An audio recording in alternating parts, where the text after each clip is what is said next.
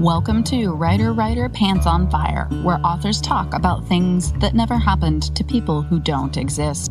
We also cover craft, the agent hunt, query trenches, publishing industry, marketing, and more. I'm your host, Mindy McGinnis. You can check out my books and social media at mindymcginnis.com, and make sure to visit the Writer Pants on Fire blog for additional interviews, query critiques, and more at writerpantsonfire.com. An accident claimed her daughter's lives. Her husband's life hangs in the balance, and Rue feels like she's losing her mind. A brand new psychological thriller from author Eve S. Evans, available for pre-order today. As Rue tries to figure out how to be alone in the family home, strange noises, voices, and shadows reveal themselves to her. Questions bubble to the surface. Are Rue's daughters haunting her? Why can't she remember what happened when they went off the bridge into the icy water below? Beneath the Water by Eve S. Evans. Available on Amazon June 29th. We are here today with Jamie Lyn Smith, who is the author of Township, which is a collection of short stories, many of which are set in Appalachia, Ohio.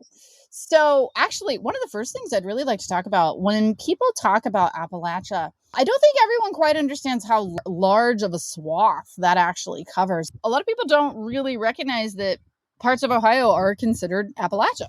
Very much so. And, the town that I'm from, Mount Vernon, you can see where the Blue Ridge starts. It's kind of cool where the glaciers slid to a stop. If you look one way, you see the plains to the west. And if you look east, you can see that lovely hazy blue line that comes from certain flora and fauna that define the Appalachian region. And of course, Appalachia stretches from Alabama to Maine. Communities like the one that I live in and that I wrote about are also comprised of a lot of migrant Appalachians. I'm kind of considered like second or third generation because my father migrated and then my grandparents migrated from my mother's side of the family. So it exists in many places. In addition to being like a physical place, there's also many diverse cultures within Appalachia that exist outside of the actual hills. Where I live, it's very flat. I live in farming country and it's very, very flat out here. I was thinking this morning, actually, I was at the dentist. I'm from a very, very small town. I know you're from Mount Vernon. So much smaller even than that. Like it's tiny. We have one stoplight. I was at the dentist this morning and I was in the chair and there were two people in each of the other rooms and I knew who they were. They hadn't seen him walk in. We didn't see each other in the waiting room, nothing like that. But I was laying on my chair and just hearing them speak or saying whose graduation parties they were going to this weekend. I was like, yep, and that's so-and-so, and that's so-and-so, and that's so-and-so. Some things that I run across in my writing that people don't necessarily think are plausible, but are very, very true. I'll be around people that are like, well, I grew up in a small town, and it's not true that everybody knows everybody. And I'm like, well, then your town wasn't actually small enough. I love that you come up with a measure. I never really thought about defining it like that. I'm actually from Centerburg. I was born in Mount Vernon because there is no hospital in Centerburg. We've got maybe one or two more traffic lights than you. I do have measurements that I use. When people tell me they live in the country, I always ask if there's paint on their road. If you have lanes in your road, you don't live in the country. So that's something that I run into when I'm writing about small towns and small town culture is people that have never lived that way, not quite understanding the way things work, how small things really are, but also an assumption that everyone is like a redneck or a hillbilly or a racist or sexist or, any collection of bad tropes that we get about country life. So what are some things that you've run into or that you experience or that you're kind of writing against, that you're writing to push back about? Oh, I love this question. I'm actually working on a panel proposal for the AWP conference with a couple of other Appalachian writers about this very thing. In it, we talk a lot about queering and dissenting our narratives, in ways that we write about people that you wouldn't expect. There are so many surprises in a small area. And I think the other thing that is unique to Ohio, and I don't know if you recognize this as well, but you can't drive there more than 25 miles in any direction and not hit a college. We have colleges everywhere. And so, little ones, big ones, technical trade schools. And this is a state where you may have kind of racist, rednecky person, but they're living right next to this professor who's working on the cutting edge of the response to COVID-19. And I think that those kinds of experiences are rarer for people in dense cities, often where there's a lot of stratification of wealth and income based on where you live. Those kinds of things I think are really interesting. And also, too, the idea that people who farm or who are working in trades, like whether it's agriculture, whether it's factory work, that they're not smart. Like, that's one of the things that I really push back against. And for me, one of the ways to do that in my writing is through humor. People that are dealing with terrible choices and terrible situations are keenly aware of that. And they're also keenly aware and often employ gallows humor to cope. So when I'm writing about terrible things, like the kid who survived his brother's accidental death by autoerotic asphyxiation, I know that there has to be room in the story because there has to be room in life for all of us to breathe. So finding the humor in the surviving brother's religiosity and his struggle to be both smart and cool and popular and sexy and also Christian, because it's really important to him. Those are the kinds of things that I see every day in small town culture. There's a whole skill set to living out here. If you move from a city, you got to figure out, how do I hook up a generator? Because you're going to need it. You would just not have power sometimes when I was growing up. Like if a storm came through, you lose your power. You are not high on the list of this road that has 2 houses on it, 3 houses on it. Right. They're not in a hurry to get to you.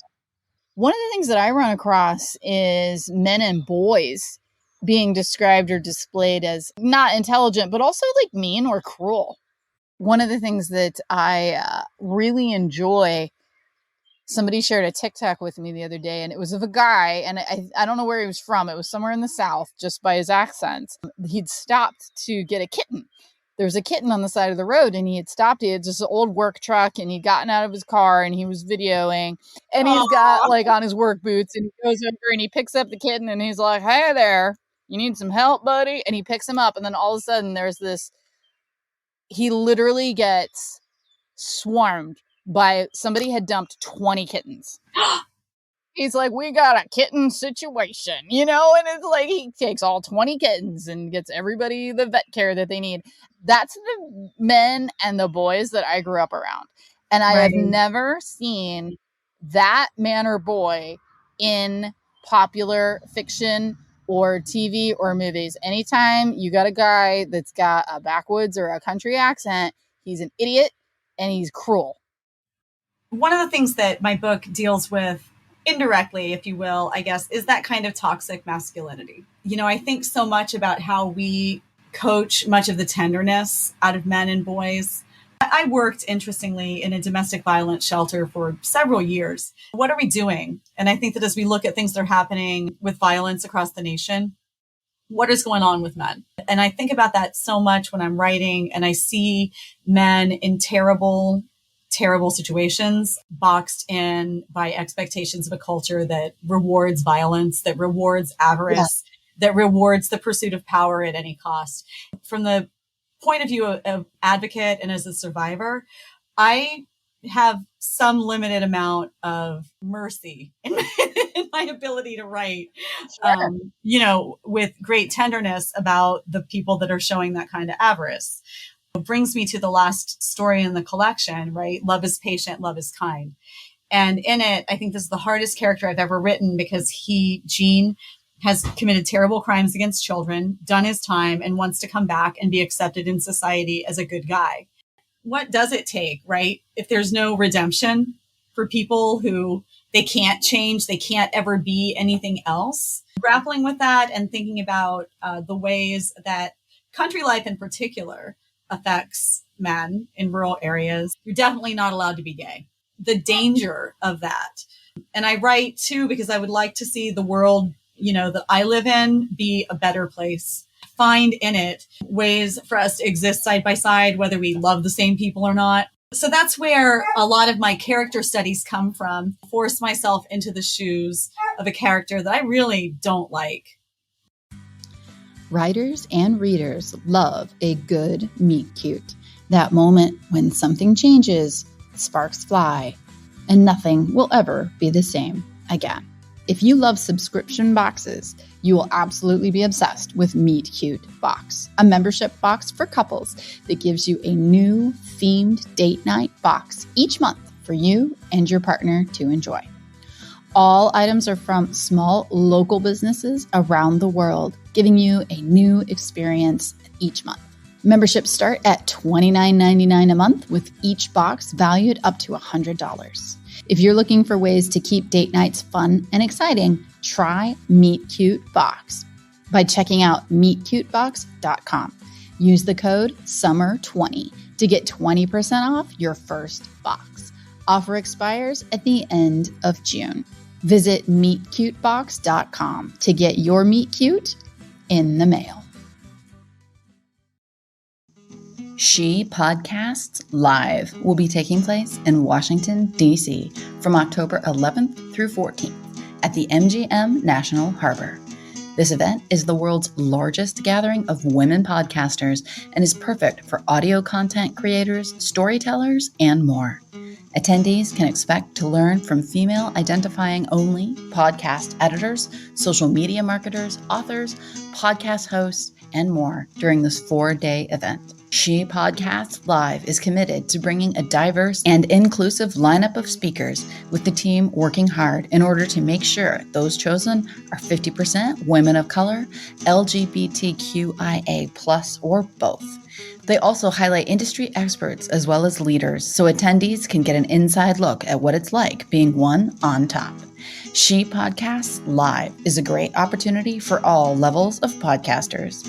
Register now and join us in DC this October at ShePodcastsLive.com. And use the code WWPF to get $50 off your ticket. And I want to talk about writing short stories, because Township is a collection of short stories. I'm a novelist and I have novels published. I personally find short stories to be harder than writing a novel. Everyone says that. And right now I'm working on a novel. I didn't set out to be a short story writer. I really didn't read that many of them. And I became a huge fan of them when I got into my MFA program at Ohio State. And that was reading short stories and writing short stories for workshops became my life for like 3 years. I went to graduate school thinking I would write a novel. Like, I had an idea, I'd done a ton of research. I just hadn't had the time to dedicate to it that I wanted. And so that's why I was pursuing the degree. And then in pretty short order, I realized that I didn't know how to write a story. Put the novel aside and just started working on craft and on my structure. When you have a novel, you can be really forgiving. If you've got a sentence that isn't a Pulitzer Prize winner, it's fine if it propels the story forward. In a short story, you have just a few pages. So you have to be so efficient. And I found that it was a great exercise for me. Many of these stories were part of my thesis, my MFA thesis. I really had to spend a lot of time in a bunch of small worlds and learn how to be much more efficient in my writing and in character building and world building. I have so enjoyed writing short stories and having my art go in a direction I never imagined. I'm really surprised this is my first book. Really thought it would be a novel. And so I think sometimes as an artist, you have to ask, am I so beholden to the idea of what I want to do that I'm not letting other good things happen? I think what happens to me is that I'll have an idea, and sometimes I don't know if that idea is a novel or if it's a short story. Oftentimes, because this is what I do for a living, I do have to try to only conceive of ideas or only give ideas my time when I know that it's a novel. But I do love short stories and I love writing them. One of the reasons why I don't dabble in it more is, like I said, I do find it to be particularly challenging.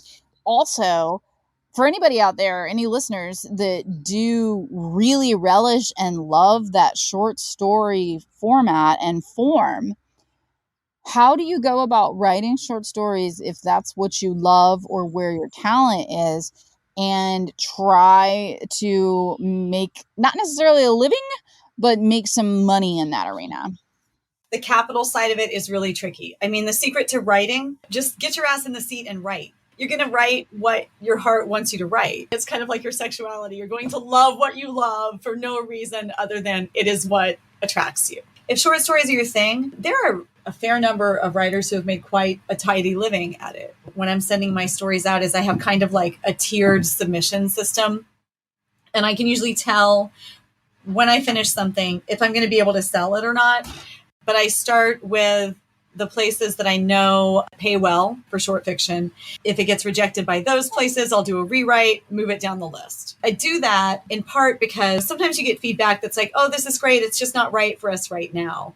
And the hard thing with short stories is that if I've written a terrific short story about a working class guy who goes out and rescues 20 kittens and what happens, but they just published a story about someone rescuing kittens in the last issue, and they're not going to take your piece because they don't want to become the magazine that only publishes kitten rescue stories. And there are so many variables in the selection process that I'm a big fan of sending it out. That's the part where I think you only have success with it if you kind of cast your bread on the waters. By sending work out regularly, I've heard that the average is something like one placement for every 30 submissions. There's a combination of rigor, persistence, love that goes into this work.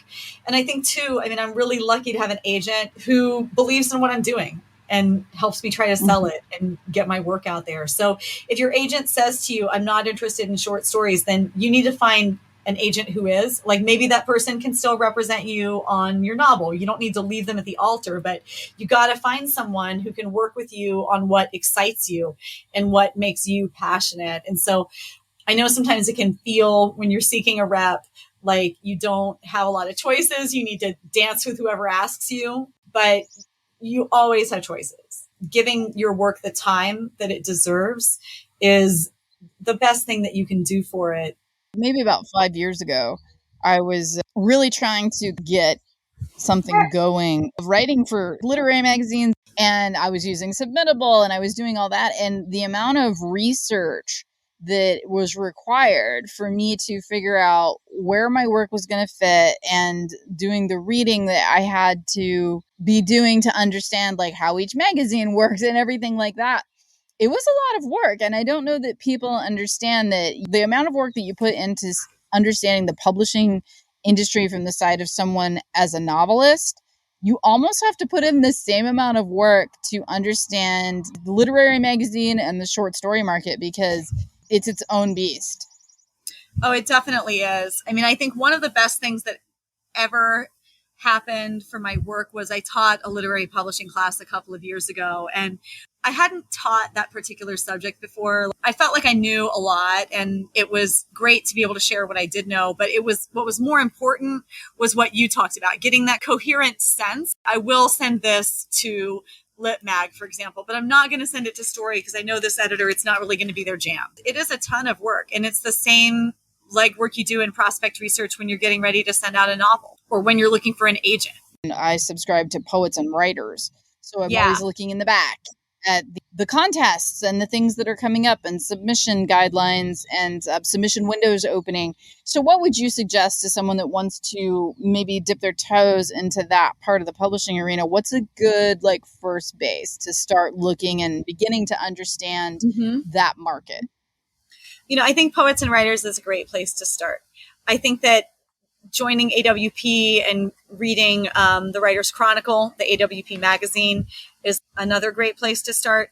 One of the things I did my first year in graduate school, because I really knew nothing about literary fiction. I really didn't even know what I didn't know. And I felt so dumb and uninformed in class that somebody mentioned Poets and Writers to me. So I went to their website, and they have a wonderful resource, which is a list of literary magazines. I made a spreadsheet for myself. I got the deadlines in there, what they were interested in, who the current editor was, page length, word count requirements, cover letter, no cover letter. I had a very detailed spreadsheet. I've shared it with other writers when I'm teaching workshops, because I really think that being open and open sourcing stuff like this, if I can save someone all of that work and all they need to do is go through and update it, then I'm going to share a resource that I have. But putting that together and maintaining it really keeps me on my toes. I don't do contests very often. Every now and then I do, but I'm not a big fan. I think that you're better off just submitting most of the time, particularly in paying markets. Contests can be good, but they can also be, in the worst cases, they can be just income generating tools for literary magazines. And I know all lit mags need incomes. I work at one and I run another one. So I get what the economic landscape is like for small publishers. But I also think, especially as I see the submission fees climb and climb and climb, I can no longer conscionably direct people to most contests. Now, if contests are your jam, go check out CLMP, the Center for Literary Magazines and Small Presses. They are fantastic, and they have a list of contests that are vetted, that are not scams, and it's a searchable, sortable list. You don't have to be a member to access it. That's another great resource. And also New Pages, which is a small nonprofit based in Michigan. New Pages has listings every month, and very often those are great resources for emerging writers. You know, if you just are starting out, and particularly for young writers, New Pages is a fantastic resource. Absolutely. I did the same thing. I had a spreadsheet made up with the dates, the submission dates that they were open, what they were looking for, if it was themes, things like that. I know something that people talk about in the short story world and the small press world, submission fees or reading fees. So when you submit a work, or if you're entering a contest, you will be most oftentimes paying a submission fee.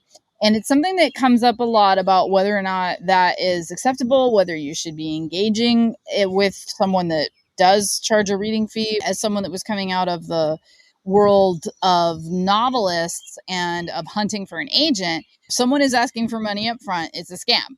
Like that was just always, that was a red flag. Right. Yeah. But in the short story world, it is a little bit different. So if you could just talk about that for a second, simply because a lot of the times there are little magazines or whatever, it's like the only way they get income is through something like that. So if you could talk about how someone can differentiate between like what would be a legitimate ask, or how to, I guess, sort the apples when it comes to that. Totally. And that's where clmp.org comes in. They are fantastic. You can also check Duotrope, another resource to confirm whether or not a contest is legitimate or if a magazine is legitimate. In literary world, I would say probably 80 to 90% of magazines require a small submission fee. And that fee ranges from $3 to $5. If they're asking you for more than that, I would caution you to not pay it and keep moving unless a subscription is included. That's part of me being a good literary citizen. And I also have kind of a magazine subscription problem, and I love getting them and supporting them. And it's also important for me as someone who edits a small magazine to like know what is going on, and someone who reads for a larger magazine to know what is going on. So to me, it's all in a day's work. But if you're a writer just starting out, like that would be the range that I think you should feel comfortable with. I would also, and I always encourage my students to submit in groups of 10. So make your list, your 10 dream journals, submit to them, see what happens. Don't submit to 30 places and spend $3 a pop, and you wind up getting your heart broken because your story is not ready yet, right? Submit to 10, see what happens. If you get some good feedback saying, hey, we liked this, it's not right for us now, or please send us more work in the future, they mean that. Like follow up later. But if you get a bunch of just form rejections, then it's time to look at your story. Again, contests that don't charge fees, they are out there. And lots of literary magazines have an option where they have like an open submission period where there is no fee. So put that in your little spreadsheet and keep track of it. I also use calendar reminders to tell myself like, hey, don't miss the deadline for Plowshares. There are certain magazines that only open for submissions like for 1 month, once a year. So you don't want to miss that window. So I use technology shouting at me a lot to like keep myself on track. Another red flag for me is when Google is here for a reason, right? Like you can look up a contest and see if they are legit. If they're not posting who the winners are, or they're extending their deadline over and over again, I would avoid that contest. Those are always red flags for me. Last thing, why don't you let listeners know where they can find you online and where they can find your collection of short stories, Township? Thank you so much. You can find me at Jamie Lyn Smith Squarespace. I have a website there, and I have a contact form if you want to send me a comment, or if you would like that spreadsheet I mentioned, I will send it to you. Like I said, I'm always happy to share resources. And I'm on social. I'm on Twitter and Instagram usually, and Facebook sometimes. And that's at Jamie Lyn Writes, JamielynWrites. You can get Township anywhere that books are sold. So I encourage you to go to your local indie bookstore or to bookshop.org. But if you get it from a larger retailer, I'm just going to be so thrilled that you did that it's cool.